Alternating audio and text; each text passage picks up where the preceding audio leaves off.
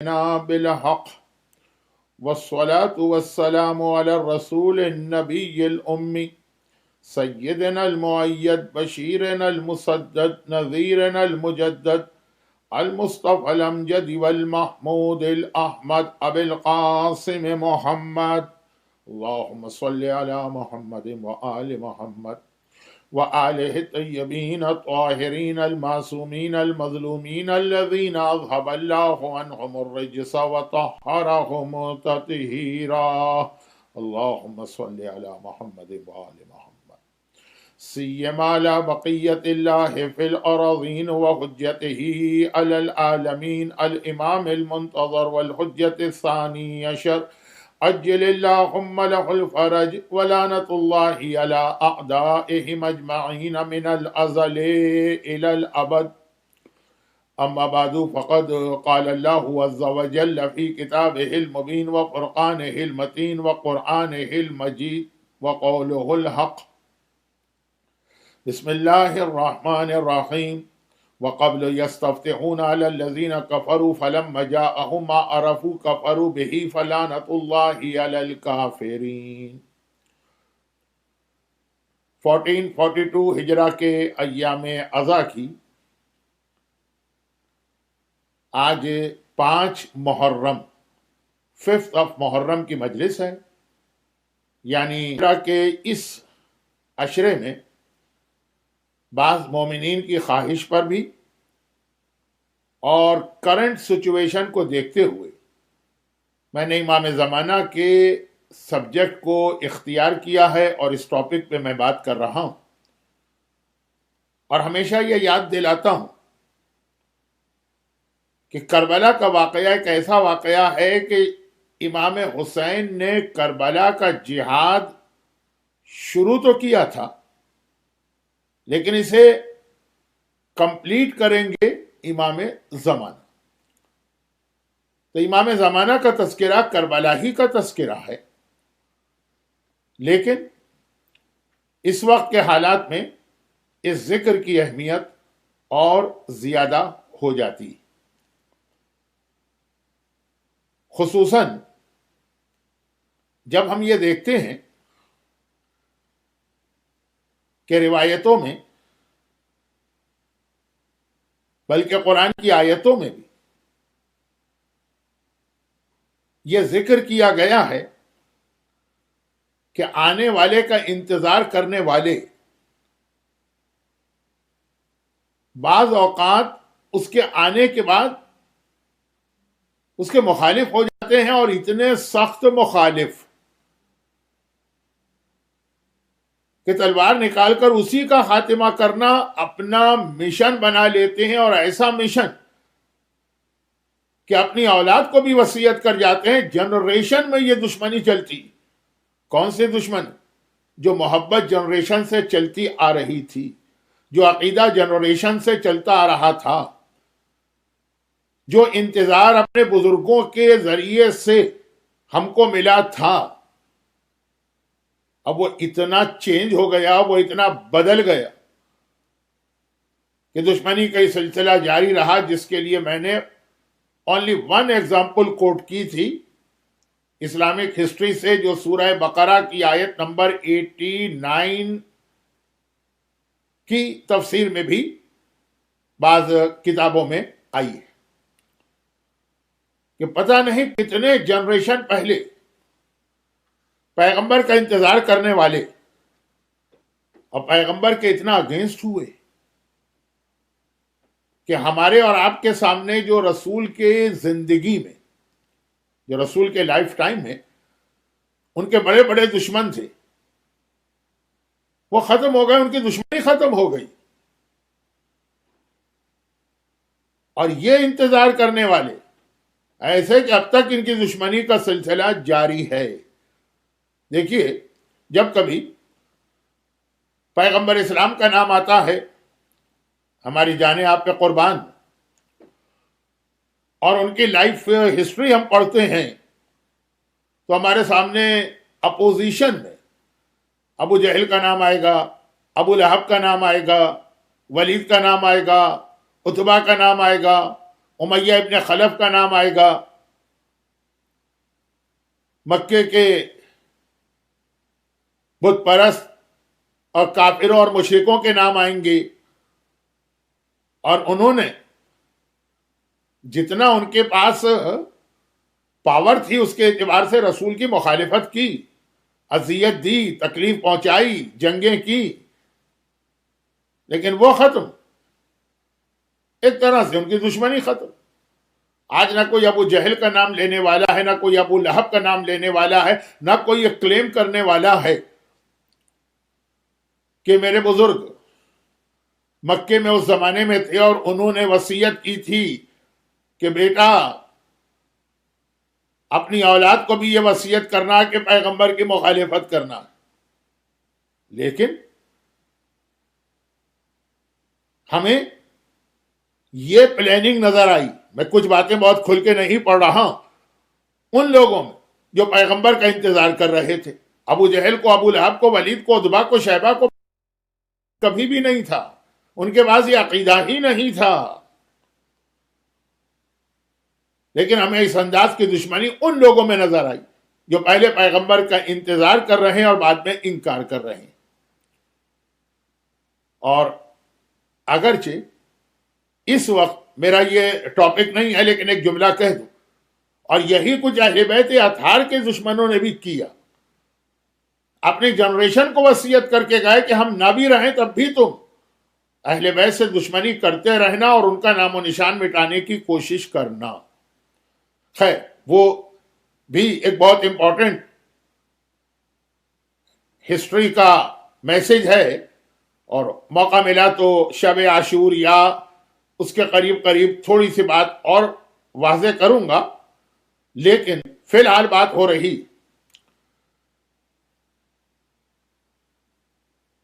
اس problem یا مسئلے کی کہ انتظار کرنے والے کس طرح سے بعد میں انکار کرتے ہیں۔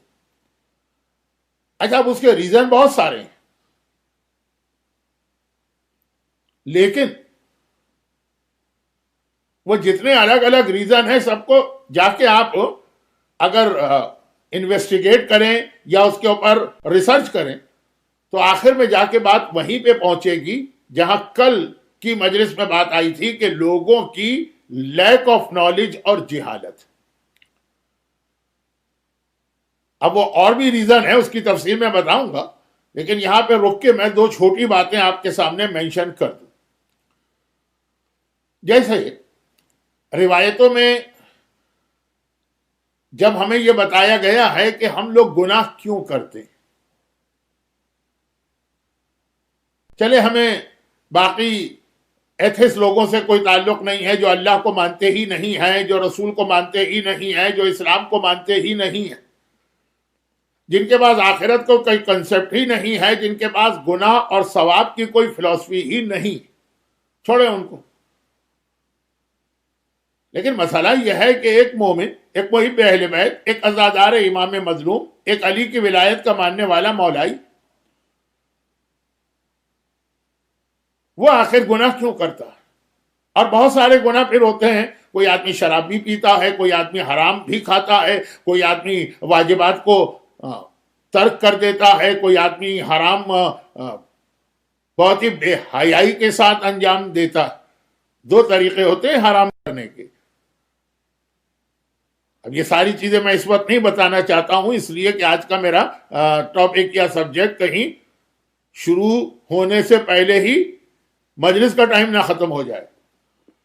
تو اب یہ ڈیفرنٹ جو گناہ آدمی کر رہا، تو ایک نہیں کئی حدیثوں میں اس کا کاز روٹ بتایا گیا کہ آخر اس کی جڑ کیا ہے، کہاں سے یہ سلسلہ نکلتا ہے۔ حب الدنیا رأس کل خطیہ، یہ دنیا کی محبت ہے جو ہر خطا، ہر گناہ، ہر غلطی کی جڑ ہے۔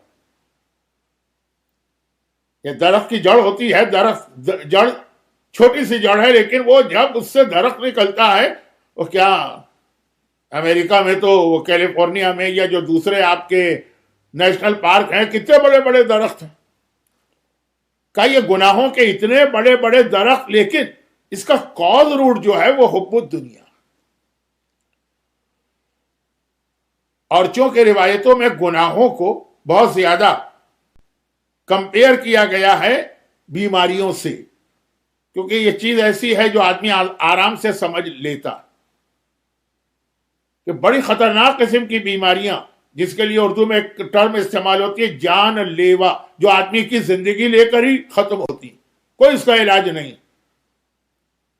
کورونا تو اس اسٹیج پر ابھی تک نہیں پہنچا، لیکن فرض کیجئے پہنچ گیا، یا کینسر کے کچھ اسٹیج ہوتے ہیں، یا ایڈز کی بیماری ایک زمانے میں ہوا کرتی تھی، شاید آج بھی ہو، یا ٹی بی تھا، کہ وہ بیماریاں کہ جب بیماری لگ گئی تو دیٹ مینس کہ بس اب آپ علاج کر کے اس آدمی کی لائف کو ذرا سا پرولونگ کر سکتے ہیں، لیکن کوئی اس کا کیور نہیں۔ ان سب کی بھی اگر آپ تحقیق کریں، ریسرچ کریں، انویسٹیگیشن کریں تو پتہ چلے گا اس کا کاز کوئی بہت چھوٹی سی چیز ہوتی ہے۔ کہا تمام گناہوں کا کاز جو ہے نا، گناہ نکلتے کہاں سے؟ جب دل میں دنیا کی محبت ہو۔ اسی لیے جو دنیا کو گناہوں سے بچانے کے لیے آیا، وَالَّذِي بَعَثَ فِي الْأُمِّيِّينَ رَسُولًا مِّنْهُمْ يَتْلُو عَلَيْهِمْ آيَاتِهِ وَيُزَكِّيهِمْ، مقصد رسالت بتایا گیا، ہمیں گناہوں سے بچانا، ہمیں پیوریفائی کرنا، ہمارے نفس کو پاک و پاکیزہ کرنا۔ جو گناہوں سے بچانے کے لیے آیا ہے تو پہلے اس نے گناہوں کے کاز روٹ پر اٹیک کیا، اس کا خاتمہ کیا، اور مولا کی مشہور حدیث آ گئی کہ اے دنیا میں نے تجھے 3 طلاقیں دے دی۔ یہ دنیا کی طلاق کا مطلب یہ کہ دنیا کی محبت تمہارے دلوں سے نکال دینا ہے۔ اب میں ذرا سا اپنے سبجیکٹ سے ہٹا، لیکن بات کیا تھی؟ بتانا یہ چاہ رہا تھا کہ کبھی بہت ساری الگ الگ چیزیں، لیکن وہ سب کی کاز روٹ ایک ہوتی، اس کو آپ پکڑ لیجئے کہ یہ کہاں سے یہ چیزیں چلی ہیں، اس کا خاتمہ کر دیجئے، 50 60 100 200 چیزیں پرابلم سالو ہو جائیں گی۔ انسان کے جسم کے اندر خرابی کسی ایک چیز میں ہے، فرض کیجئے کہ لیور میں خرابی ہے یا کڈنی میں خرابی ہے، لیکن اس کے ایفیکٹ باڈی کے اوپر 50 60 الگ الگ جگہ پڑیں گے۔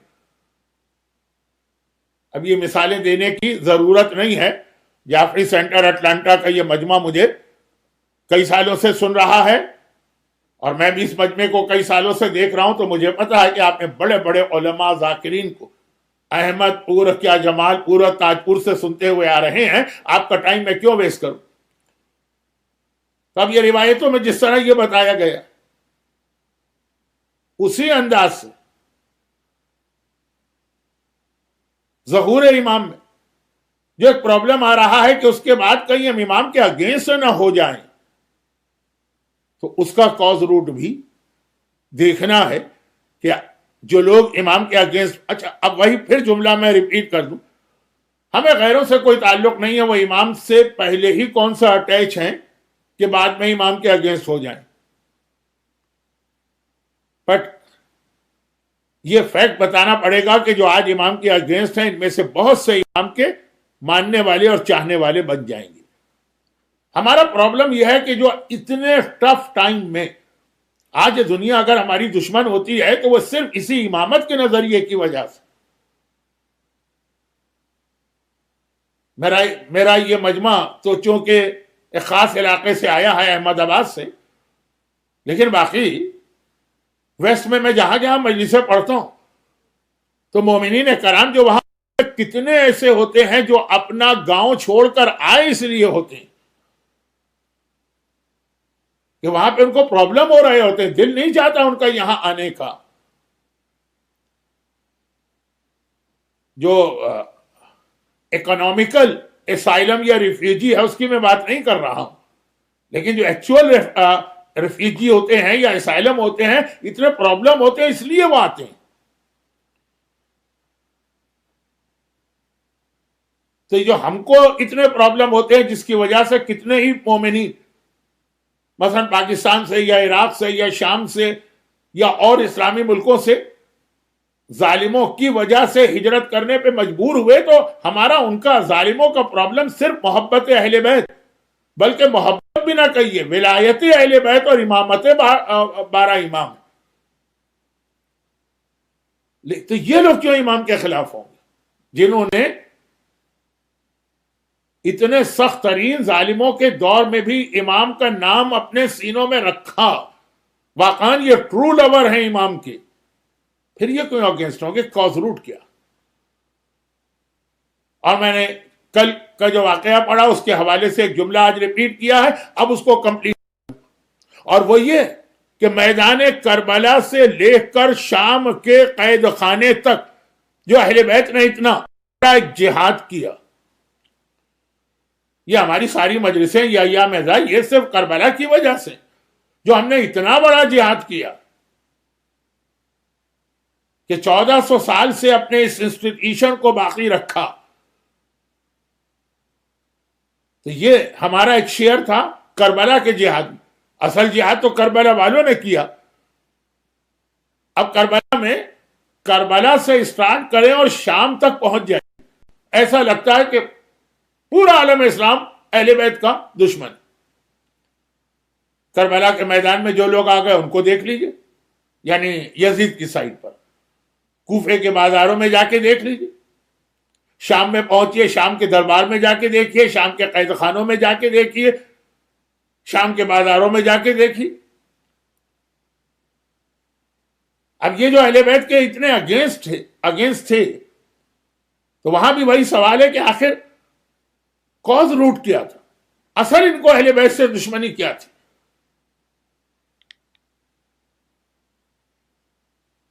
زیارت اربعین کا دن بہت امپورٹنٹ دن ہے، یہ حسین کی وکٹری کا اعلان ہے۔ حسین ہمیشہ سے وکٹوریس تھے، لیکن اربعین کا دن وہ دن ہے جب یزید نے بھی یہ قبول کر لیا، یزید نے بھی ایڈمٹ کیا، یزید کا بھی کنفیشن ہے کہ ہاں میں ہار گیا، اہل بیت جیت گئے۔ اس زیارت اربعین میں جس کی اہمیت آپ جانتے ہیں کہ one of the sign of مومن، ایک جملہ آتا ہے کہ نہیں آتا، لِيَسْتَنْقَذَ عِبَادَكَ مِنَ الْجِهَالَةِ، اے آقا حسین، آئی بیئر وٹنس، میں گواہی دیتا ہوں کہ آپ نے کربلا کا اتنا بڑا جہاد لوگوں کو جہالت سے، لیک آف نالج جو تھی، اس سے پروٹیکٹ کرنے کے لیے اتنا بڑا جہاد کیا۔ یہ پورا جہاد جس میں کربلا بھی ہے، جس میں کوفہ بھی ہے، جس میں شام بھی ہے، وہاں بھی یہی بتایا گیا کہ کاز روٹ تھا لوگ جاہل۔ ظہور امام کے بعد بھی پرابلم کیا ہوگا؟ جو انتظار کرنے والے امام کے اگینسٹ ہوں گے، ان کا اصل پرابلم کیا ہے؟ جہالت، لا علم، لیک آف نالج۔ تو یہ جو ہماری مجالس بیفور ظہور ہوتی، اس میں ہماری سب سے بڑی ڈیوٹی یہ ہوتی کہ یہ جو کاز روٹ بننے والا ہے، جو امام کو اگینسٹ کرے گا شیعہ اہل بیت کو، میرا اور کسی سے کوئی اس وقت تعلق نہیں، یہ خرابی نہ آنے پائے۔ اور پھر یہ کہنا پڑتا ہے کہ آج کل کے زمانہ نارمل سرکمسٹانسز نہیں ہیں، آلدو روایتوں میں کہا ہے کہ ظہور امام کا کبھی کوئی ٹائم فکس نہ کرو، لیکن ہمارے چاروں طرف دنیا کی کرنٹ سچویشن اتنی تیزی سے چینج ہو رہی، اور روایتوں میں اس کا پہلے سے ہی ذکر آ چکا ہے، already mentioned in so many روایات، کہ یہ سب ہوگا، تو اب اور زیادہ ہماری یہ ڈیوٹی بڑھ جاتی۔ اب جیسے بہت سارے لوگ ایسے ہوتے ہیں مثلا اپنی ایج کی وجہ سے کہ ہر وقت ان کی کیئر ٹیکنگ کرو، لیکن اب یہ کورونا کا پرابلم آ گیا کہ اب اور زیادہ ان کی کیئر ٹیکنگ کرنا ہے۔ چنانچہ دنیا میں بہت سارے امام بارگاہیں ایسی کہ اس ملک کی ہیلتھ اتھارٹیز نے اگرچہ پرمیشن دی ہے، لیکن کنڈیشن لگا دی کہ مثلا 70 پلس نہیں آ سکتے، 65 پلس نہیں آ سکتے۔ تو عام حالات میں بھی 70 پلس کو ذرا سی احتیاط کرنا ہے ایز کمپیئر ٹو ایک یوتھ، لیکن جب سچویشن ایسی چینج ہو جائے تو ہر دور کے مومن کو اس بات کا خیال کرنا تھا کہ کہیں میں اگینسٹ امام نہ ہو جاؤں۔ روایتوں میں آلریڈی یہ چیز مینشن ہے، قرآن کی آیت میں اس کی طرف اشارہ ہے، لیکن آج کل کے حالات، بھئی آج کل کیا حالات ہیں ہر مومن جانتا ہے، مجھے کہنے کی ضرورت نہیں کہ اس وقت جو دنیا کی سچویشن ہے اس میں اتنی ساری سائنز آف ظہور ہمیں پورا ہوتی نظر آ رہی کہ ہم یقین سے تو نہیں کہہ سکتے ہیں، لیکن خاصا ہمارا دل سیٹسفائیڈ ہے کہ اب ظہور ہونے والا۔ یہ ایک الگ بات ہے کہ اگر ظہور ہو گیا وہ خود ایک پرابلم ہمارے لیے بنے گا، وہ ابھی تو ہمارے پاس مجلسیں ہیں، وہ بات کی چیز بھی آئے گی۔ ابھی یہ والی چیز مثلا فار ایگزامپل، کل جو میں نے ایک روایت پڑھی تھی جہاں پہ امام معصوم نے فرمایا تھا کہ میرے بیٹے کے ظاہر ہونے سے پہلے دنیا میں ڈیتھ ٹول بہت بڑھ جائے گی، موتیں بہت ہوں گی۔ اور ایک روایت یہ بھی ہے کہ کسی نے امام معصوم سے کچھ کوئسچن کیے تھے، although وہ روایت بھی پوری پڑھی جائے تو زیادہ انٹرسٹ ہوتا ہے، لیکن کیا کریں، ٹائم نہیں ہے، کچھ ٹائم کم ہوتا ہے، کچھ میں کبھی کبھار بلکہ اکثر ٹریک سے ہٹ جاتا ہوں تو اور زیادہ ٹائم کم ہو جاتا۔ اس نے بہت سارے سوال کیے تھے، اس میں ایک یہ سوال تھا کہ مولا دنیا میں وہ کون سا وقت تھا جب کوارٹر آف دا پاپولیشن دنیا کی مر گئی، کوارٹر 25% دنیا کی پاپولیشن مر گئی۔ تو امام معصوم نے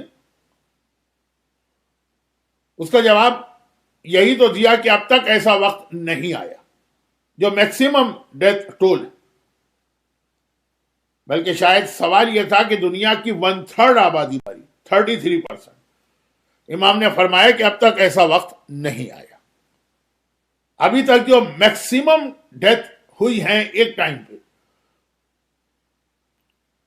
وہ یا 25% ہے اور یا پھر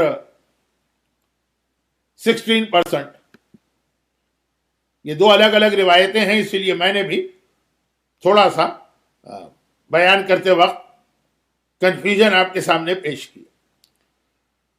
راوی نے کہا اچھا مولا وہ کون سا وقت جو پاسٹ میں تھا جب 25% یا 16% آبادی مری؟ امام نے فرمایا کہ ایک ربع یا ایک سدس، دو الگ روایتیں، دو الگ واقعات ہیں۔ کہا وہ بھی بالکل جب دنیا کی ہیومن بینگ جو تھی، ہیومن ریس، اس کا جسٹ اسٹارٹ تھا۔ ابھی چاہے فرسٹ ورلڈ وار ہو، چاہے سیکنڈ ورلڈ وار ہو، چاہے یورپ میں 17 سینچری کا وہ بلیک ڈیتھ یا پلیگ ہو، چاہے لاسٹ سینچری کا اسپینش فلو ہو، جو بھی ہو، اتنی بڑی تعداد میں کبھی لوگ نہیں مرے۔ جب مرے ہیں تو اس لیے کہ بہت لمیٹڈ لوگ تھے۔ آدم تھے، حوا تھی، حابیل تھے، قابیل ملعون تھا، 4 آدمی تھے، 4 میں سے ایک نے دوسرے کو شہید کر دیا۔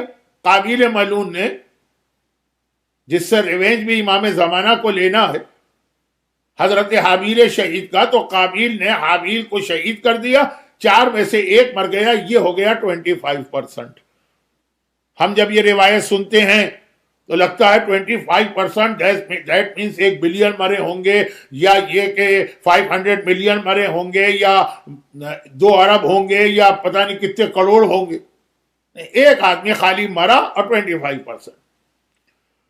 اور وہ جو میں نے کہا ایک اور روایت ہے، اس میں یہ تھا کہ یہ 4 اور پلس حابیل و قابیل کی بیویاں 6 تھے، 6 میں سے ایک مر گیا۔ خیر، ہاں یہ امام فرما رہے کہ ہاں ایک زمانہ آئے گا جب دنیا کی 1/3 آبادی مرے گی، اور وہ ایسا نہیں ہوگا کہ 3 میں سے ایک مر گیا، وہ ہوگا بلینز میں۔ آخری زمانہ جب میرا بیٹا ظاہر ہوگا، اس کے ظاہر ہونے سے پہلے 2/3 دنیا کی آبادی مرے گی۔ 2/3 مینس وہی 2/3 جو آپ کے دماغ میں آ رہا، یعنی اگر دنیا اس وقت 6 بلین ہے تو 4 بلین لوگ مریں گے، ملین نہیں بلین۔ اچھا یہ ملین بلین میری سمجھ میں تو نہیں آتا ہے، کتابوں میں پڑھا ہے تو آپ کو پہنچا دیا، ورنہ ہماری بھاشا یا لینگویج میں ہے کہ 6 ارب کی آبادی ہے تو 4 ارب مریں گے، 4 ارب۔ یہ ارب میں کاؤنٹنگ والا کہہ رہا ہوں کہ جو ہمارے یہاں ہے 1000 لاکھ کروڑ ارب۔ آپ کے ذہن میں وہ ارب نہ چلے جائیں کہ کون سے 4 ارب مریں گے، اب آپ 4 آدمیوں کے نام ڈھونڈنے لگے۔ خیر، تو بات یہ ہو رہی کہ معصوم نے فرمایا ایسا ٹائم نہیں آیا، وہ صرف ایک بار آئے گا میرے بیٹے کے ظاہر ہونے سے پہلے. یہ روایت ہے. اب اس کے بعد کسی ایک امام نے تو یہ روایت ارشاد نہیں فرمائی، یہ کئی بار ریپیٹ کی ہے معصومین نے. تو مثلا ایک اور مرتبہ امام نے خالی یہ نہیں کہا کہ 2/3 مریں گے، بلکہ ایک عجیب لفظ استعمال کیا، کہا کہ 2/3 مریں گے، 1/3 لال موت، ریڈ ڈیتھ، اور 1/3 وائٹ ڈیتھ، سفید موت. جیسے اب آج کل یہ پینڈیمک کی وجہ سے اور کورونا کی وجہ سے ہر آدمی گوگل پہ جا رہا ہے اور ہسٹری کو ٹریس کیا جا رہا ہے کہ اس سے پہلے ایسی بیماریاں کب آئی تھیں. تو 1617 ہجری میں جو ایک پلیگ طاعون یورپ میں پھیلا تھا، اس کا نام تھا بلیک ڈیتھ. یہ ہسٹری میں آلریڈی یہ لفظ موجود ہے، بلیک ڈیتھ. ہماری حدیث کی کتابوں میں 1400 سال پہلے یہ لفظ موجود ہے، white death and red death. تو اب ایک حدیث نہیں آئی ہے. کسی میں کہا 2/3 آبادی مرے گی، الگ حدیث. کسی میں امام نے کہا کہ الموت آن، میرے بیٹے کے آنے سے پہلے 2 موتیں آئیں گی، ایک ریڈ ڈیتھ، ایک وائٹ ڈیتھ. اب بلیک ڈیتھ تو دنیا دیکھ چکی ہے کتنے خطرناک تھی وہ. لیکن جیسے ہی یہ لفظ سنا تو راوی نے پوچھا، مولا یہ موت تو ایک موت ہوتی ہے، موت کا کلر تو نہیں ہوتا؟ یہ کوئی آپ کا ڈریس تو ہے نہیں کہ آپ نے کہا کہ بلیک کلر کا پہننا ہے، کہ وائٹ کلر کا پہننا ہے، کہ ریڈ کلر کا پہننا ہے، کہ شادی میں جانا ہے، کہ برتھ ڈے میں جانا ہے، کہ پکنک پہ جانا ہے، کہ مسجد میں جانا ہے، کہ مجلس میں. موت تو ایک موت ہے. امام نے کہا نہیں، ریڈ ڈیتھ وہ موت ہے جس میں 1/3 دنیا مرے، یعنی 6 بلین میں 2 بلین، یعنی 2 ارب. یہ ہے جو قتل، غارت گری، جنگیں، شوٹنگ، کلنگ. اور ایک اور 1/3 دنیا مرے گی، 2 بلین، 2 ارب. سفید ڈیتھ وہ مرے گی ایک تو قحط سے اور ایک بیماریوں سے. مختلف بیماریاں، مختلف وبائیں پھیلے گی. اب یہاں 2 جملے میں ایسے کہہ دوں کہ جو اپنا ایک الگ سبجیکٹ بن سکتا، لیکن میں فی الحال اپنے آپ پہ کنٹرول کر رہا ہوں کہ جب کبھی بھی یہ بات پہلے کہی جاتی تھی تو ایک سوال لوگ ضرور کرتے تھے کہ مولانا کیا آپ اس پہ بلیو کرتے؟ دنیا اتنی ترقی کر گئی، میڈیکل سائنس اتنے پیک پر پہنچی ہوئی، ہر بیماری کا علاج ڈھونڈ لیا گیا. ہو سکتا ہے کوئی نئی بیماری نکلے، وقتی طور پہ کچھ لوگ مرے اس کے اندر، لیکن اتنا ڈیتھ، وہ ساری میڈیکل سائنس کی پروگریس و ترقی ایک طرف رہ گئی. 1 سال میں ہلا کے رکھ دیا اس ایک پینڈیمک نے، جو اتنی چھوٹی مخلوق خدا کی وجہ سے ہے، جو قرآن کہتا ہے لم تروہا، اللہ کی ایسی آرمی بھی ہے جس کو تم دیکھتے ہی نہیں ہو. اللہ کی ایسی آرمی بھی ہے، نہیں دیکھتے ہو. تو ہمارے ذہن میں آتا ہے کہ اس سے مراد تو شاید فرشتے ہوں گے جو ہم کو نظر نہیں آتے، جن ہوں گے جو نظر نہیں آتے. نہیں، یہ وائرس. نمرود والی کہانی دہرا دی گئی کہ جو اپنے آپ کو اللہ کہتا ہے، نمرود اللہ تو نہیں کہتا ہے، رب کہتا ہے، دنیا کا مالک کہتا ہے. ایک چھوٹے سے مچھر نے اس کا خاتمہ کر کے بتا دیا کہ انسان کتنا ویک. تو ایک تو میں نے کہا چھوٹی سی بات، ساری ترقی ایک طرف. یہ جملہ میری آگے والی ایک مجلس کے لیے بھی کام آئے گا کہ جب لوگ کہتے ہیں کہ مولانا کیا آپ لوگ بلیو کرتے ہیں کہ امام زمانہ اگر ذوالفقار لے کر آئیں گے تو تلوار کا زمانہ ہوگا؟ تو وہ تو بات کی چیز ہے، لیکن میڈیکل سائنس کی اتنی پروگریس کے بعد سوال یہ ہوتا تھا کہ ہاؤ اٹس پاسبل کہ 1/3 1/3 دنیا ایک بیماری میں مر جائے. اور دوسری بات یہ 2 چھوٹے جملے میں کہہ رہا ہوں جو اپنی جگہ فل فلیج ایک مجلس بن سکتے ہیں، اور بنے بھی ہیں، یعنی میں نے مجلسیں پڑھی بھی ہیں. جب کبھی ہم بے حیائی کے گناہ کا تذکرہ کرتے ہیں کہ بدترین گناہوں میں سے ایک گناہ ہے بے حیائی، بے شرمی، بے غیرتی. یہ جو آپ کی کمیونٹی میں، ہماری کمیونٹی میں عورتوں کا بے حیا اور بے حجاب گھومنا، یہ جو ہمارے یہاں کی مکس گیدرنگ ہے، یہ جو ہمارے یہاں کی شادیاں ہیں، یہ جو ہمارے یہاں کی برتھ ڈے پارٹیاں، حتیٰ اب آج کل تو بعض جگہ پہ امام حسین کی مجلس بھی ایسی ہوتی کہ ایک ہی ڈرائنگ روم میں ایک طرف مرد بیٹھے ایک طرف عورتیں بیٹھے. 22 رجب کی نیاز بھی بعض جگہ اس طرح سے ہوتی. اور یہ خالی باقی ساری باتیں تو عورت مرد دونوں کے لیے ہیں، لیکن حجاب جو میں نے کہا یہ خالی عورتوں کا مسئلہ نہیں ہے، مرد کے لیے بھی ایک حجاب، جس کے لیے لفظ بھی بہت اسٹرانگ آیا ہے کہ زنا آنکھ سے بھی ہوتا ہے، زبان سے بھی ہوتا ہے اور کان سے بھی ہوتا ہے. آج کل تو آئی فون کے ذریعے ہوتا ہے. تب جب یہ کہا گیا کہ یہ ایک بدترین گناہ ہے، ٹھیک، پھر اس میں کہا گیا کہ اس کے نتیجے میں اللہ بہت سی بلائیں اور مصیبتیں نازل کرتا ہے. تو پاکستان میں جو ہم کو جواب ملتا تھا وہ کیا ہوتا کہ اگر مولانا اس کی وجہ سے بلائیں آتی ہیں تو ساری بلائیں پاکستان میں کیوں آ رہی ہیں؟ جو یورپ امریکہ ہم سے زیادہ بے حیا ہے وہاں کیوں نہیں آتی؟ سیکنڈوں میں اللہ نے بتا دیا. مجھے معلوم ہے کہ جو مجمع مجھے سن رہا ہے اس کا انڈیا سے تعلق ہے، پاکستان سے کسی کا تعلق نہیں. انڈیا میں بھی، انڈیا تو بہت بڑا ہے، جسٹ لائک اے کانٹیننٹ، جمال پور اور تاج پور سے آپ کا تعلق ہے، لیکن دنیا میں اس وقت سیفسٹ کنٹریز میں سے ایک پاکستان، اور بظاہر دیکھیں تو سب سے زیادہ کیئرلیس ٹائپ کی ملک تھا وہ اس پیناڈیمک کے اندر بھی. خیر یہ میں کہیں اور جا رہا ہوں، شاید رانگ آڈینس کے سامنے میں نے یہ بات چھیڑ دی، لیکن اللہ نے دکھا دیا. جب ہم چاہیں تو دنیا کی سب سے ترقی یافتہ قوم جو ہے وہ بھی ایسے عذاب میں مبتلا ہو سکتی ہے، لیکن چھوڑیں اس کو، اس پر زیادہ بات کرنا مناسب نہیں ہے. بیماری ہے، اللہ ہر ایک کو اس سے بچائے، ہر ملک پر، ہر قوم پر، ہر انسان پہ اللہ اپنی رحمت نازل کرے. تو بات یہ ہو رہی تھی کہ 1/3 دنیا اس سے مرے گی، اور اس طرح مرے گی کہ ہر طرف لوگ کفن کفن کفن کفن، یعنی ایسا لگے گا کہ جیسے جب کبھی بہت بارشیں ہوتی ہیں تو ہر طرف گرینری آ جاتی ہے. یہ حضرت خضر کا ایک معجزہ ہے کہ جب کسی علاقے سے گزرتے تھے ہر طرف گرینری آ جاتی تھی. یا خود پیغمبر اسلام کا بھی یہ معجزہ ہے، لیکن خیر بات پھیل رہی. تو ہر طرف ایک اتنا وائٹ کلر ہم کو نظر آئے گا، کفن کفن کفن کا یہ وائٹ ڈے. پھر امام آئی، اور بھی ڈیٹیل آئی. اب میں یہ بتانے جا رہا ہوں یہ اتنی ایک کنفرم قسم کی سائن ہے. یہ لفظ میں نے ذرا ٹائم سے پہلے چھیڑ دیا، مجھے پہلے یہ بتانا چاہیے تھا کہ سائنس آف ظہور میں کچھ کنفرم ہے، کچھ کنڈیشنل ہے، کچھ ویک ہے. لیکن خیر اب بعد میں یہ بات آ جائے گی، کوئی اس میں اتنا بڑا کوئی پرابلم نہیں ہے اگر یہ سیکوینس چینج ہو گیا.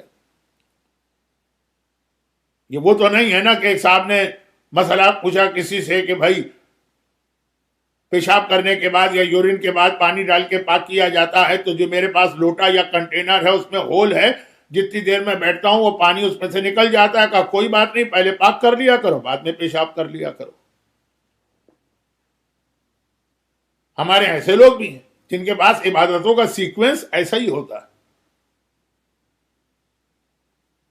میں عبادتوں کے نام نہیں لینا چاہتا کیونکہ اتنی میں نے گندی مثال دے دی ہے کہ اس وقت میں عبادتوں کے نام نہیں لینا چاہتا. بتاؤں گا کہ ایک سیکوینس ہے اسلام میں عبادتوں، اپنی مرضی نہیں چلتی، پہلے یہ کر لو پھر وہ کر لو. خیر تو اب یہ میری تقریر کوئی ایسی سیکوینس والی تو ہے نہیں.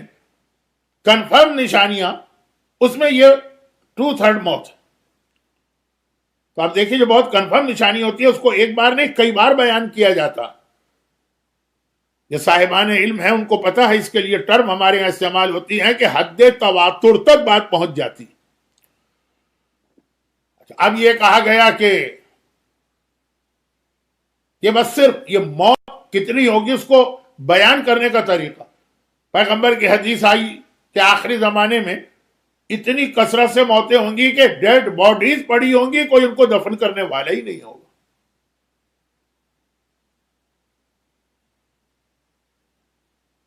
زندہ لوگ کم رہ جائیں گے، میتیں بڑھ جائیں گی. اٹھا اٹھا کے جیسے کچرے کو یا کوڑے کو پھینکا جاتا ہے اس طرح سے پھینکنا پڑے گا. چانس ہی نہیں ہوگا کہ فل پروٹوکول کے ساتھ دفن کیا جائے. تو اب اس میں اللہ کے رسول یہ ارشاد فرما رہے ہیں کہ اگر کوئی پرندہ 70 days کنٹینیوس فلائی کرے وداؤٹ کہیں رکے ہوئے تو اسے 1 inch زمین نظر نہیں آئے گی. روایت کا لفظ ہے شبرا, 1 بالش زمین نظر نہیں آئے گی. کیوں کہا اتنی ڈیڈ باڈیز ہوں گی, میت پہ میت میت پہ میت, کہ کہیں پہ زمین نظر آنے کا چانس ہی نہیں ہوگا. 70 دن تک ایک پرندہ اڑ رہا. اب رسول اللہ کے زمانے میں تو یہ پلین وغیرہ تھے نہیں, اتنی موتیں. کہا کہ انسان چل نہیں پائے گا. اگر کوئی زمین پہ چلنا چاہے تو اسے میتوں پر پیر رکھ کے چلنا پڑے گا. جو ہماری نسل کے لوگ ہیں, یعنی ایک طرح سے کہیے 60+, اگر انہوں نے اپنی جوانی میں کچھ حج کیے ہیں تو ان کو یاد ہوگا کہ حج کے دوران جو قربانی کی جاتی ہے, جو واجبات میں شامل ہے, وہ بہت ہی ٹف واجب تھا اس زمانے میں. اور جب ہم جاتے تھے سلاٹرنگ ہاؤس میں تاکہ قربانی کریں, وہاں ہر آدمی کو, ہر انڈیویجول کو خود جا کے قربانی کرنا. تو وہاں پہ اسی طرح سے کٹے ہوئے بکرے, مرے ہوئے بکرے پڑے رہتے تھے. نہ کوئی ان کے ڈسپوزل کا انتظام تھا, نہ ہی وہاں نظر آ رہا تھا. بکروں پر پیر رکھ کر ہم کو چلنا پڑتا تھا. مرے ہوئے بکرے, کٹے ہوئے بکرے, ذبح شدہ بکرے, حاجیوں کی قربانی والے بکرے. تو روایت میں آخری زمانے میں اس انداز سے حالات کو بیان کیا گیا.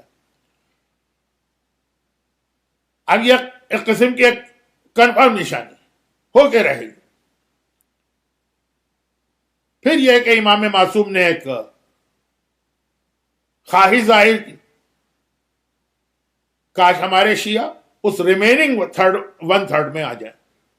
اس کا مطلب یہی ہوا کہ وہ جو 2/3 مریں گے اس میں بہت سارے مومنین بھی ہوں گے, اور یہ بھی اس کا مطلب یہ ہوا کہ جو 1/3 ہوں گے, ایسے چانسز ہیں کہ مومن اپنے آپ کو بچا لے اس موت سے اور اس ریمیننگ 1/3 میں آ جائے. اب یہ تھوڑی سی امپورٹنٹ بات ہے, لیکن انشاءاللہ اس کو میں آگے چل کے بیان کروں. مگر اتنی بڑی موتیں شاید ابھی تک نہیں ہوئی. تو میں نے کہا نا کہ وہ سائنس جو ہم کو یہ بتا رہی ہے کہ امام کے ظہور کا زمانہ بہت قریب آ چکا ہے. مجلس کا اصل سبجیکٹ وہی پرابلم ہے کہ ہمارا ایمان بچ جائے جب امام آئے. ایسا نہ ہو کہ امام کی غیر موجودگی میں تو ایمان بچا لیا اور امام کے آنے کے بعد اپنے ایمان کو کھو دیا, لوز کر دیا. تو وہ جو سائنس ہیں, اب ان میں سے ایک حدیث اور سن لیجئے. یہ بھی میں اکثر پڑھتا رہتا ہوں, لیکن چونکہ آج کل ہمارے ایک بہت ہی ہاٹ ایشو اور برننگ ایشو مرجعیت بھی بن گیا, بہت اہم مسئلہ بن گیا ہے مرجعیت کا. اور ایون خود اس پینڈیمک کے حوالے سے جو مراجع کرام کے انسٹرکشن ہمارے پاس آئے, اس کے حوالے سے بھی بعض لوگوں نے مراجع کرام کا یہ مذاق اڑایا یا ان کے انسٹرکشن کو بھی اہل بیت کی دشمنی قرار دیا. یہ ہماری عزاداری بند کرنا چاہتے ہیں, یہ ہماری عزاداری ختم کرنا چاہتے ہیں. دیکھو یہ فضائل تو پہلے ہی سب انکار کرتے تھے, عزاداری پہ یہ ہاتھ نہیں ڈال پا رہے تھے, دیکھو اب انہوں نے عزاداری بھی ختم کر دی. اور بھی بہت ساری باتیں ہیں. تو تھوڑا تھوڑا تو میں بہت زیادہ ڈیٹیل میں اس موضوع پہ بات نہیں کرتا ہوں, کیونکہ بہت سارے اسپیکر اور ذاکر اس پہ کچھ زیادہ ہی بولتے ہیں. وہ کچھ زیادہ بولتے ہیں, یہ بھی میں بتا دوں, لیکن تھوڑا اشارہ ضرور ہے. تو اب ایک اور حدیث ہے, اور یہ حدیث اس اعتبار سے بڑی انٹرسٹنگ ہے کہ یہ اس حدیثوں میں سے ایک ہے جو شیعہ علماء نے بھی اپنی کتابوں میں لکھی اور سنی علماء نے بھی لکھی, اور الگ الگ طریقے سے. سنی علماء کے پاس یہ حدیث آئی ہے ان کے راویوں کے ذریعے سے، اور ہمارے پاس یہ حدیث آئی ہے ہمارے راویوں کے ذریعے سے، ہمارے سے مطلب اہل بیت کے شاگردوں کے ذریعے سے۔ اور اس حدیث کا ایک ٹکڑا نہج البلاغہ کے خطبے کے آخر میں بھی آیا ہے۔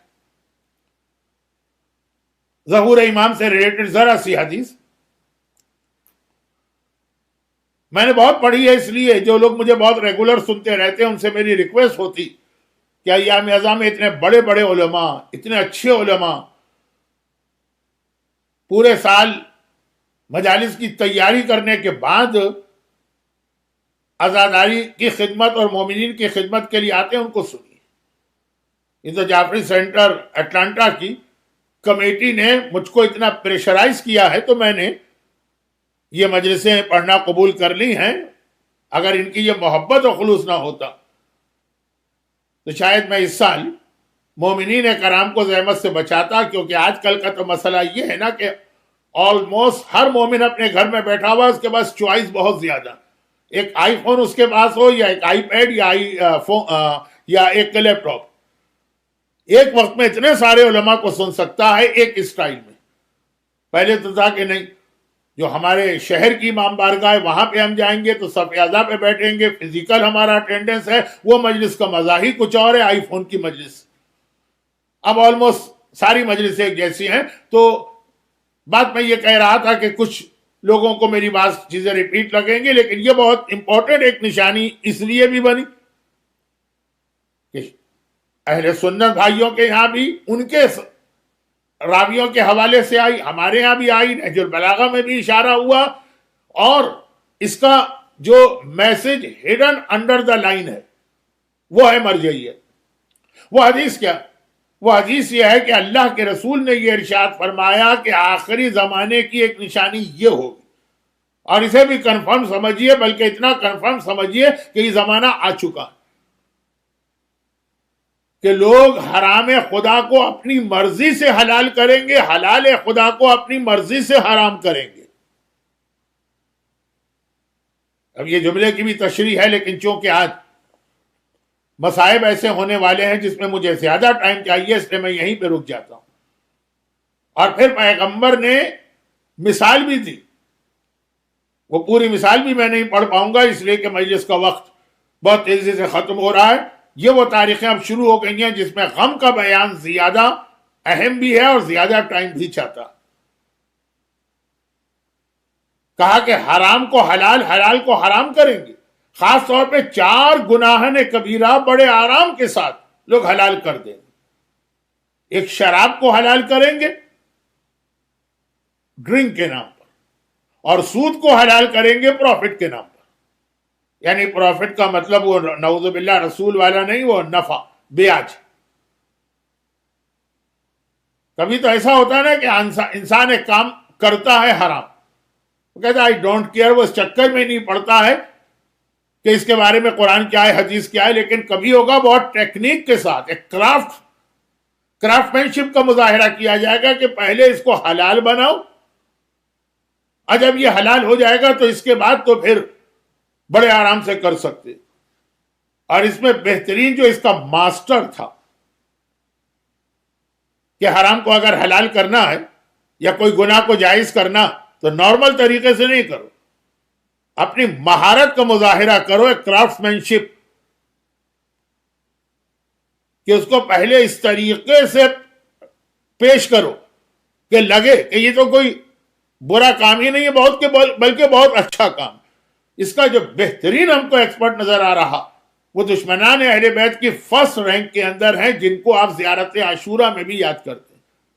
یزید مثلا one of them، not the only one۔ میدان کربلا میں آقا حسین کے خلاف ایسے ہی فوجیں نہیں بھیجتی، بس میں حکمران ہوں، حاکم ہوں، میری مرضی میں جس کو چاہے قتل کروں، نہیں، پہلے بڑی مہارت کے ساتھ وہ فتوے لیے گئے جس میں قتل حسین کو واجب قرار دے دیا گیا۔ خرج الحسین عن حدہ فوجب قتلہ بسیف جدہ۔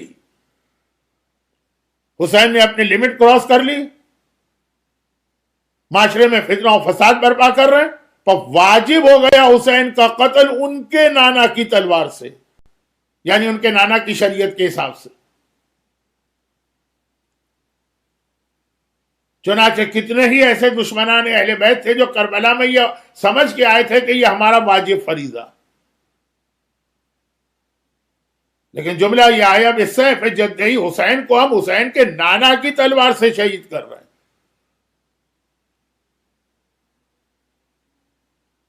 اور اس لیے حسین نے باقی چیزوں کے علاوہ، اس کا جواب حسین نے کئی طریقے سے دیا، لیکن باقی چیزوں کے علاوہ اس کا جواب حسین نے اپنے 18 سال کے اکبر کے ذریعے بھی دیا ہے کہ اکبر کو دیکھو گے تو تمہیں رسول یاد آ جائے۔ کیا لشکر یزید میں ایسے لوگ نہیں تھے جنہوں نے رسول کا زمانہ دیکھا ہو؟ تھے، بہت بوڑھے ہو گئے ہوں گے، اوروں کو چھوڑیں، خود ہمارے سعد لشکر یزید کا سردار پیغمبر کا زمانہ دیکھے ہوئے ہیں نا۔ علی اکبر، حسین کا اکبر، 18 سال کا۔ خالی ہم علی اکبر نہیں کہتے، جب بھی کہتے ہیں علی اکبر تو ساتھ میں کہتے ہیں شبیہ ہے رسول خدا۔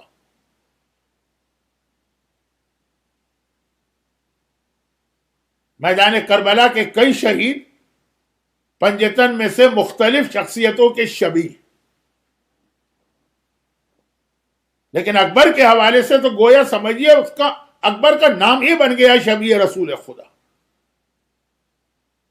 وہ جو حسین کے خلاف فتویٰ دیا گیا کہ اپنے نانا کی تلوار سے وہ قتل ہونے جا رہے ہیں، تو میرے نانا کی بات کرتے، آؤ میں تمہیں دکھاؤں میرا نانا۔ حسین کے لشکر میں کون سا بہت بڑا لشکر تھا؟ چھوٹی سی لمیٹڈ آرمی، 50 60 70 اگر بچوں کو نکال دے، لیکن اذان دینے والا ایک خاص مؤذن تھا۔ صبح عاشور حسین نے اس سے کہا کہ آج تمہیں اذان نہیں دے گا، آج میرا اکبر اذان دے گا۔ نماز کون پڑھا رہا ہے یہ ہر ایک کو نظر نہیں آتا ہے، اذان کون دے رہا ہے یہ آواز ہر ایک سنتا۔ اور ایک ٹیلے پہ جا کے اکبر نے اذان دی تو اکبر نظر بھی آ رہے ہیں فوج یزید کو، اکبر کی آواز بھی ہر ایک کے کان میں آ رہی۔ کیا اکبر کی آواز سن کے تمہیں میرا نانا یاد نہیں آ رہا؟ کیا اکبر کا چہرہ دیکھ کے تمہیں میرا نانا یاد نہیں آ رہا؟ اگر میرے نانا کا چہرہ بھی یاد آ رہا ہے، اگر میرے نانا کی آواز بھی یاد آ رہی، یہ دو کو ملاؤ تو کیا تم کو یاد نہیں آ رہا ہے کہ میں نانا کی گود میں ممبر پہ بیٹھا تھا اور نانا خطبہ دیتا جا رہا ہے، میرا تعارف کراتا جا رہا؟ اور واقعا حسین کا کتنا بڑا امتحان ہے اپنے اکبر کو قربان کرنا۔ ایک عام سے 18 سال کا بیٹا کسی کا ہو، باپ کہتا میں مر جاؤں بیٹے کا لاشا نہ دیکھوں، اور حسین نے کہا نہیں، سب سے پہلا لاشا حسین اگر دیکھے گا اپنے خاندان میں تو اپنے بیٹے کا دیکھے گا۔ آلدو کربلا کی بہت سی روایتوں میں ایک سے زیادہ راویوں کے ورژن ہیں، لیکن علی اکبر کی شہادت کے حوالے سے آج کل آلموسٹ یہ طے شدہ بات کہ جب اصحاب امام شہید ہو گئے اور بنی ہاشم کے شہیدوں کا وقت آ گیا تو حسین نے سب سے پہلے علی اکبر کو آواز دی، اکبر بیٹا میدان میں پہلے تم جاؤ۔ حسین پہلے اپنے بیٹے کا لاشا اٹھائے گا، پھر بہن کے بیٹے، پھر بھائی کی اولادیں۔ چنانچہ حضرت علی اکبر کی جو زیارت ہم خود کربلا میں جا کے پڑھتے ہیں، حضرت علی اکبر کی زری کو پکڑ کے، یعنی وہ آقا حسین کی زری کے پائیں تھی، السلام علیک یا اول قتیل من نسل خیر سلید، جملہ کہتے ہیں کہ سلام آپ پر جو آپ نسل رسالت کے پہلے شہید ہیں۔ اکبر بیٹا سب سے پہلے مقتل میں تمہیں جانا۔ اور اکبر نے یہ سنا، کہا بابا میں تو صبح سے انتظار کر رہا تھا کہ کب مجھے مقتل میں جانے کی اجازت ملتی ہے. جوان بیٹا بوڑھے باپ کی طرف سے جنگ کرنے کے لیے تڑپ رہا ہے. بابا میں تو کب سے اجازت کا انتظار کر رہا تھا. آپ میں سے جس کے 18 سال کے جوان بیٹے ہیں ذرا سوچئے گا کہ بوڑھے باپ کے دل پہ کیا قیامت گزر رہی ہوگی. اور اسی لیے اکبر کی شہادت کے موقع پر حسین کا جو غم ہمیں نظر آتا ہے, کچھ ایسی چیزیں نظر آتی جو کسی اور شہید کے حوالے سے نظر نہیں آتی. اکبر گھوڑے پہ سوار ہوئے. بابا میں تو کب سے اجازت کا انتظار کر رہا تھا. گھوڑے پہ سوار ہو کے مقتل کی جانب چلنا چاہتے ہیں. حسین نے اکبر کو روک دیا. 30,000 کی فوج یزید سے اکبر کا مقابلہ کرنا آسان ہے. شیر خدا کا پوتا ہے, حیدر کرار کا بیٹا ہے, فاتح خیبر کی نسل میں ہے. 30,000 کا لشکر مسئلہ نہیں ہے, لیکن حسین نے اس سے پہلے ایک اور امتحان میں ڈال دیا ہے. اکبر کے لیے یہ زیادہ مشکل امتحان ہے. کہا بیٹا کہاں چلے؟ کہا بابا آپ ہی نے تو حکم دیا, میں مقتل کی جانب جا رہا ہوں. کہا وہ میں نے اجازت دی, لیکن تم اس وقت تک مقتل میں نہیں جا سکتے جب تک کہ زینب سے اجازت لے کے نہ ہو.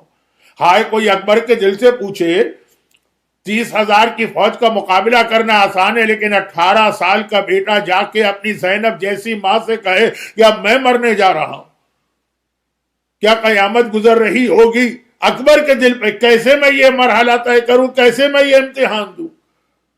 لیکن پہلے تو ام لیلا کے خیمے میں پہنچے, ماں کو بھی الوداع کرے.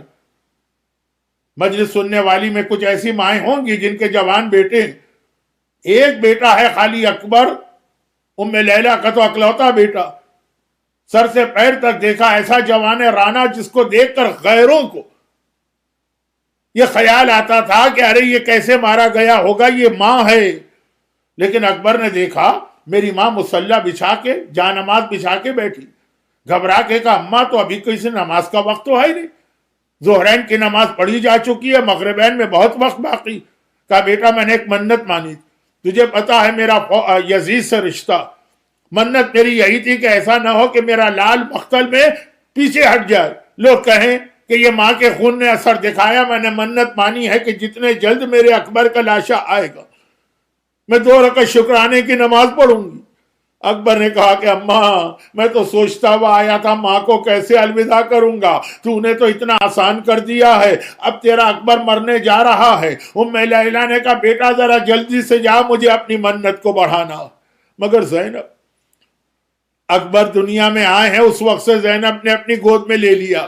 ماں ام لیلا ہے, لیکن ماں سے بڑھ کے اگر اکبر کو کسی نے پالا ہے تو وہ زینب کبریٰ. کیسے جا کر کہیں کہ میں مرنا چاہتا ہوں. شہزادی زینب کے اس خیمے میں گئے جو آج بھی کربلا میں خیمہ گاہ کے اندر موجود. دیکھا میری پھوپھی زینب زمین پہ بیٹھی. اکبر بھی جا کے ماں کے قریب بیٹھ گئے. بیٹھ کے آ گئے, ماں کی گود میں سر رکھ کے لیٹ گئے. پھوپھی زینب کی گود میں سر رکھ کے اکبر لیٹ گئے. اکبر کا سر گود میں آیا, زینب نے اپنی انگلیوں سے اکبر کے بالوں میں کنگھی شروع کی. کہا بیٹا اکبر یہ جنگ کا موقع ہے, اس وقت کیسے آئے؟ پھوپھی اماں ایک بہت اہم مسئلہ پیش آ گیا, وہ پوچھنے آپ کے پاس آیا ہوں. زینب حیران ہو گئی. کہا بیٹا تمہارا باپ امام وقت ہے, دنیا اس سے مسئلہ پوچھنے آتی ہے میرے پاس؟ کہا کہ نہیں پھوپھی اماں میں نے تو جب سے ہوش سنبھالا جو مانگا ہے آپ سے مانگا ہے, جو پوچھا ہے آپ سے پوچھا ہے, یہ مسئلے کا جواب بھی آپ دیں گے. زینب نے کہا اچھا اکبر بیٹا پوچھ کیا پوچھنا. کہا اتنا بتا دیجیے آپ کا رتبہ زیادہ ہے کہ آپ کی دادی فاطمہ یا میری دادی فاطمہ زہرا کا رتبہ زیادہ؟ ماں کا نام سنا زینب تڑپ گئی, گھبرا گئی, بے اختیار زمین سے کھڑی ہو گئی. اکبر اتنا سمجھدار ہو کے ایسا سوال کر رہا؟ ارے کہاں فاطمہ زہرا ایک شہزادی, کہاں میں ان کی ایک کنیز؟ اکبر نے کہا تو پھوپھی اماں اگر دادی کا رتبہ آپ سے بلند ہے تو ایک کام تو کریں, آج دادی کے بیٹے پر اپنے بیٹے کو قربان کر دیں. زینب نے اکبر کو دیکھا کہ اکبر بیٹا اگر کسی اور طرح سے کوئی مجھے بتاتا میرا اکبر مرنے جا رہا تو پتہ نہیں زینب پہ کیا گزرتی, لیکن اس طرح سے تو نے کہا جا, میں نے شہزادی فاطمہ کے لال پر اپنے لال کو قربان کیا. اور اکبر ایک مرتبہ خیمے سے باہر آئے. اب خود دشمن کی فوج کہہ رہی کہ کربلا کے جتنے بھی شہید مقتل میں گئے تھے اتنی دیر خیموں میں کسی کو نہ لگی جو اکبر کو لگتی. بلکہ وہاں تو یہ تھا کہ بار بار در خیمہ وہ پردہ اٹھتا تھا اور پردہ گرتا تھا، لگتا تھا اکبر آنا چاہتے ہیں، پھر لگتا تھا اکبر رک جاتے ہیں۔ ہو کیا رہا؟ اکبر جیسے ہی خیمے سے نکلنا چاہتے ہیں، کوئی بہن آ کے لپٹ جاتی ہے، اکبر بھیا ایک بار تو اور اپنا چہرہ دکھا دو۔ کوئی پھوپھی آ کے چمٹ جاتی ہے، اکبر بیٹا میرے لال ایک بار تیری پھوپھی اور تیری زیارت کر لے۔ یہاں تک کہ امام مظلوم نے کہا بیویوں مسافر کا راستہ نہ روکو، اکبر کو جہاد میں دے حکم امام آ گئے۔ بیویوں نے 18 سال کی اکبر کا راستہ چھوڑا اور اکبر گھوڑے پہ سوار ہو کے مقتل کی جانب چلے۔ آقا حسین نے، دیکھیں اور کوئی شہید آپ کو ایسا نہیں ملے گا، آقا حسین نے ایک بار پہلے تو آسمان کی جانب دیکھ کے خدا سے ایک جملہ کہا، پھر عمر سعد کو دیکھ کر ایک جملہ اس سے کہا۔ آسمان کو دیکھ کر کہا خدا بندہ اب میں اس کو بھیج رہا ہوں جو صورت و سیرت میں تیرے رسول سے سب سے زیادہ مشابہ۔ اور عمر سعد کو دیکھ کر کہا کہ اے عمر سعد میرا بیٹا مقتل میں جا رہا ہے، خدا تیری نسل کو کاٹ کے رکھ دے۔ یہ جملہ کہا اور اکبر کے پیچھے چلے۔ اکبر گھوڑے پہ سوار 30,000 کا لشکر کا مقابلہ کرنے کے لیے تیار۔ علی کا پوتا ہے جس علی کو پرواہ نہیں تھی کہ موت پہ جاتا ہے یا موت اس پہ آتی ہے، اکبر کے لیے مرنا کوئی مسئلہ نہیں، لیکن ایسا لگا کوئی میری سواری کے پیچھے پیچھے آ رہا ہے۔ ایک بار مڑ کے دیکھا تو کیا دیکھا، میرا 60 سال کا بوڑھا باپ میرے سواری کے پیچھے گھوڑے کے پیچھے پیدل چل رہا ہے، مگر کس طرح چل رہا ہے؟ جیسے جیسے گھوڑے کی رفتار بڑھ رہی ہے، حسین بھی اپنی رفتار پیدل ہیں رفتار بڑھا رہے۔ ارے جوان بیٹا یہ منظر دیکھا، غیرت برداشت نہ کر سکی، سواری کو روک کے اترے، کہا بابا آپ اس طرح سے میری سواری کے پیچھے آ رہے ہیں، میں کیسے مقتل میں جاؤں؟ عجیب جملہ کہا، یہ جملہ بھی حسین نے کسی موقع پہ نہیں کہا۔ حسین کہتے ہیں اکبر تیرا کوئی جوان بیٹا نہیں، تجھے نہیں پتا اس وقت بوڑھے باپ کے دل پہ کیا گزر رہی ہے۔ اکبر نے ہاتھ جوڑے، لیکن بابا میں کیسے مقتل میں جاؤں؟ حسین نے کہا اچھا جا بیٹا، میں نے خدا حافظ کہا۔ اکبر گھوڑے پہ سوار ہوئے۔ بات کو مختصر کرتا ہوں، اکبر گھوڑے پہ سوار ہو گئے۔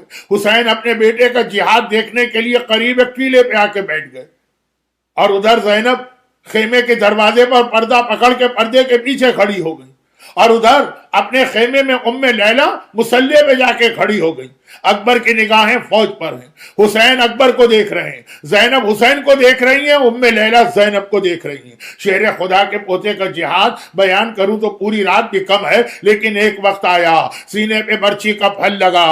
ایک بار فاطمہ زہرا کا یہ پوتا گھوڑے سے زمین کربلا پہ گرا، اکبر زمین پہ گرے، حسین ٹیلے سے گرے، زینب خیمے کے پردے پہ گری، اور ام لیلا شکر کے سجدے میں گری۔ شکرن للہ، شکرن للہ، ارے میری کمائی کام آئی، میری منت بڑھ گئی۔ اور ادھر حسین ٹیلے سے گرے سنبھلے، کھڑے ہوئے، آواز دی بیٹا آئینہ آئینہ علی بیٹا کہاں ہو؟ مجھے نظر نہیں آ رہا، آواز دو تاکہ تیری آواز سن کے تیرا باپ تیرے سرہانے آئے۔